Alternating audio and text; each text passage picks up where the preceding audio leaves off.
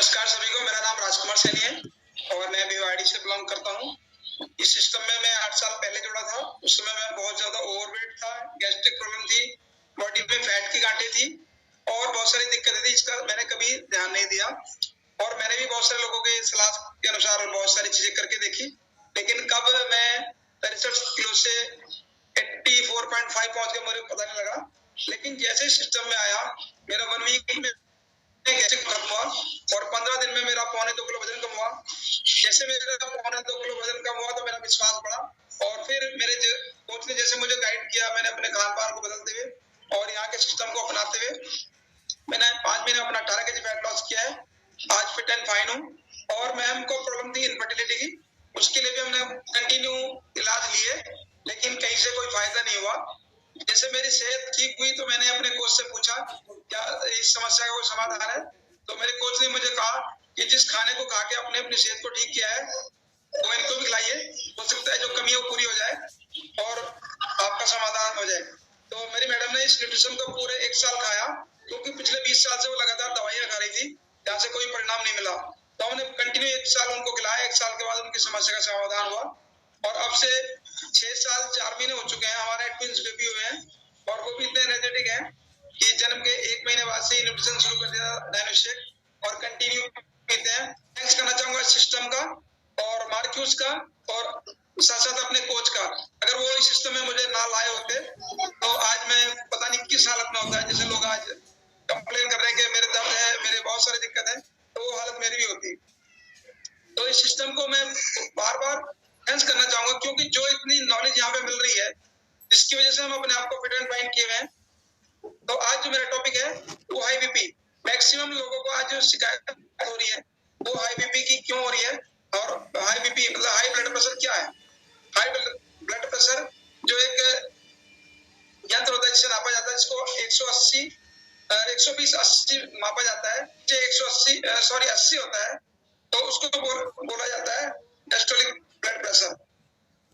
और इसके 2 प्रकार होते हैं, जैसे प्राइमरी हाइपरटेंशन अधिकांश उम्र के साथ के कारण या और कुछ ऐसे कारण होते हैं जिनके साथ ये हो सकता है।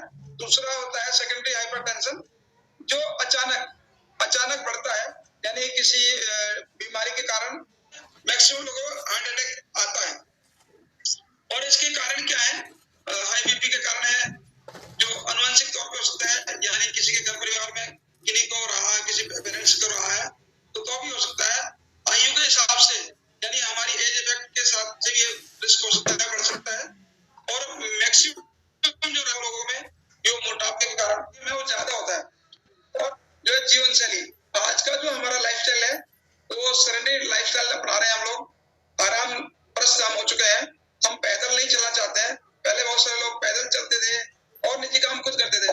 आज हम मैक्सिमम लोग एयर कंडीशन घरों में रहते हैं, एयर कंडीशन गाड़ियों में चलते हैं, एयर कंडीशन ऑफिस में, यहाँ तक कि हर आदमी आज आराम की जिंदगी जी रहा है। तो ये कारण है। और इनके और दूसरे कारण है सेकेंडरी जो ब्लड प्रेशर के कारण है, क्योंकि जैसे किडनी डिसऑर्डर, अगर किसी को किडनी का डिसऑर्डर है, किडनी प्रॉब्लम है, तो उनको हाई ब्लड प्रेशर रहेगा। जैसे स्लीप एपनिया, अगर किसी को नींद नहीं आ रही है, सांस लेने में दिक्कत है, रुकावट है, तो भी ये ज्यादा रहेगा।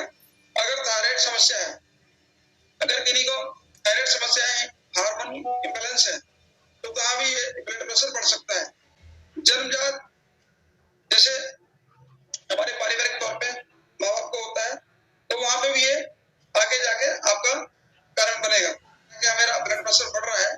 अगर बहुत ज्यादा बढ़ जाता है तब इसका पता लगता है और उसके जो सिम्टम दिखाई देते हैं हमें, जैसे बहुत तेज सिर दर्द होता है, सांस लेने में कठिनाई होती है और आंखों के सामने ब्लॉक स्पॉट की तरह अंधेरा आना, ये चीजें होती हैं।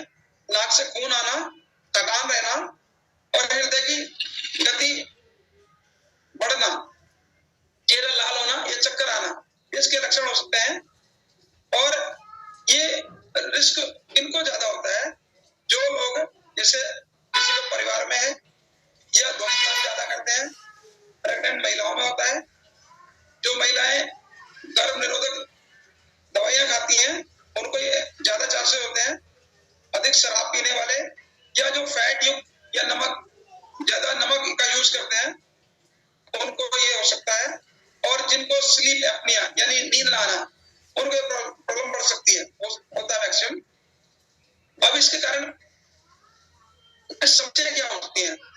मैक्सिमम लोगों को हार्ट अटैक का प्रॉब्लम होता है, हार्ट स्ट्रोक आने का चांसेस ज्यादा होते हैं।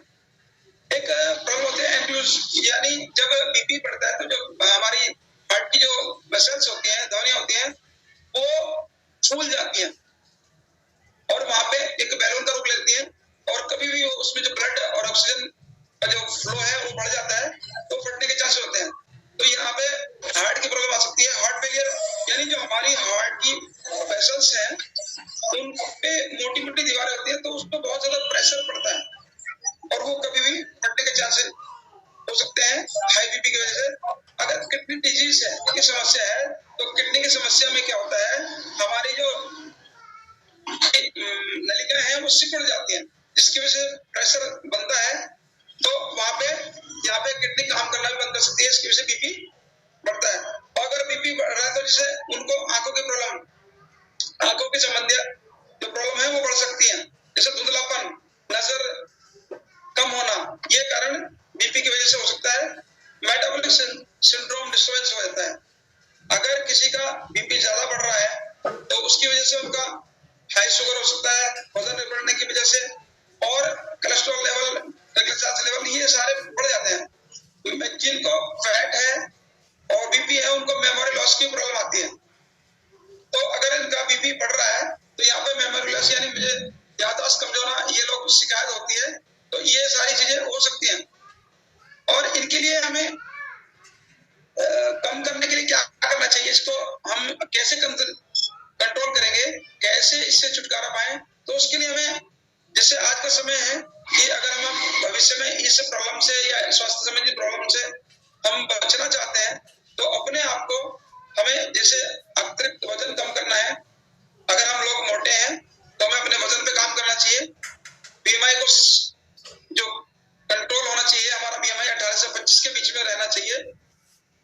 नियमित रूप से व्यायाम करना चाहिए, एक्सरसाइज करनी चाहिए और साथ साथ जो हमारे खाने में नमक, चीनी और फैट यानी जो घी तेल हम यूज कर रहे हैं उसमें हमें कम से कम यूज करने की जरूरत है। आहार में उसको कम से कम लेना है। जो लोग शराब, बीड़ी, सिगरेट या ऐसे नशीली चीजें यूज करते हैं, हाई कैफीन वाली चीजें हैं, उनको कम से कम यूज करना है, हो सकता तो बंद करें। और जो हम कोल्ड ड्रिंक्स वगैरह पीते हैं, जो हम पेय पदार्थ पीते हैं, वो भी हमारे जो उनमें बहुत ज्यादा शुगर होता है, वो हमारे बीपी को बढ़ाने में ज्यादा मदद करते हैं। तो उसको भी हमें कम करने की जरूरत है और हमें अपने बीपी पे ध्यान रखना है। अगर किसी को ये गतिविधि है, प्रॉब्लम है, तो सांस लेने में दिक्कत आ रही है, तो उनको ये यानी टहलना जरूरी है। कुछ हल्के खेलें, सीढ़ियां चलने में चलें, थोड़ा कम चलें, लेकिन टहलना जरूर है। साइकिलिंग, तैराकी, ये बहुत सारी चीजें हैं, एक्टिविटी हैं जो अपने हेल्थ को फिट रखने के लिए करना जरूरी है। अपने आहार को ठीक रखना है कि अगर हमें बीपी की शिकायत है तो ज्यादा मसाले और हमारे जो वसा युक्त यानी जो फैट वाली चीजें हैं उनको कम से कम यूज करना है। और खाने में जैसे ताजे फल, सब्जियां, ये चीजें हमें यूज करने की सलाह दी जाती है, इन्हें यूज करना चाहिए। और मैं तो ये कहूंगा कि जिनको इस तरह की शिकायत है वो कम से कम नमक खाएं, मीठा कम से कम खाएं और जितना जरूरत है उतना ही यूज करें। और इसके लिए हमें अपने खाने में, जो लोग नॉनवेज खाते हैं वो मीट वगैरह कम करें और साबुत अनाज, नट्स, ये सारी चीजें खाने का प्रयास करें और अपने खाने में पोषक तत्वों को शामिल करें। और जैसे कि जिन इनसे बचने की जरूरत है, मान लिया हमें फैट वाली चीजें, जो लोग पराठे खाते हैं और तली हुई चीजें बहुत ज्यादा खा रहे हैं, उनको तो एट ए टाइम रोकना ही चाहिए और अपने खाने में सिंपल खाने को यूज करना चाहिए। और जो लोग जैसे दूध है या चिकन है, नॉनवेज, ये चीजें तो कम से कम करना ही है। जो लोग शाकाहारी हैं उनको दूध, मलाई रहित पीना चाहिए। दही, योगर्ट वगैरह को उनको प्राथमिकता देनी चाहिए। ताजे फल, सब्जियों का इस्तेमाल जरूर करना चाहिए। और जैसे सादा चावल, पास्ता, इससे हमें बचना है, कम करना है। और जैसे कि हमें पोटेशियम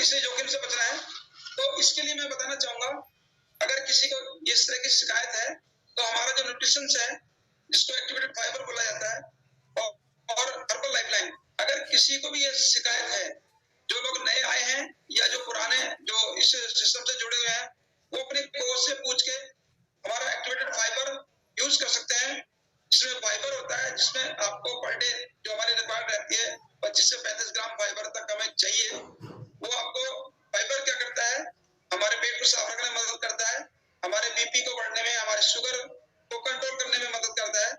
आप अपने कोच की गाइडेंस अनुसार ले सकते हैं। और दूसरा है हमारा हर्बल लाइफलाइन, जिनको हार्ट की प्रॉब्लम आ रही है, इस बीपी के साथ में हार्ट प्रॉब्लम तो आना ही संभव है, मतलब जरूरी है, वो आ सकता है, तो उसके लिए ओमेगा 3 रहता है, यूज करेंगे तो अवश्य इस समय में आज आम हो चुकी है, हर घर में शिकायत है, हर घर में लोग गोलियां खा रहे हैं, लोग सोचते हैं एक गोली तो खानी है तो हमारा सारा काम चल जाता है, लेकिन कल वो एक गोली कभी किसी की भी जान की दुश्मन बन सकती है। तो हमें अपने फैट पे काम करना है, अपनी सेहत को ठीक रखना है, अपने लाइफस्टाइल को ठीक रखना है, तभी हम स्वस्थ रह पाएंगे। तो मैं थैंक्स करना चाहूंगा सिस्टम का, जहां से ये नॉलेज मुझे मिली और मैंने आपको डिलीवर की है। और थैंक्स मैं अपने कोच का, पारित जी का, अनामिका जी का, जिन्होंने मुझे बोलने का मौका दिया।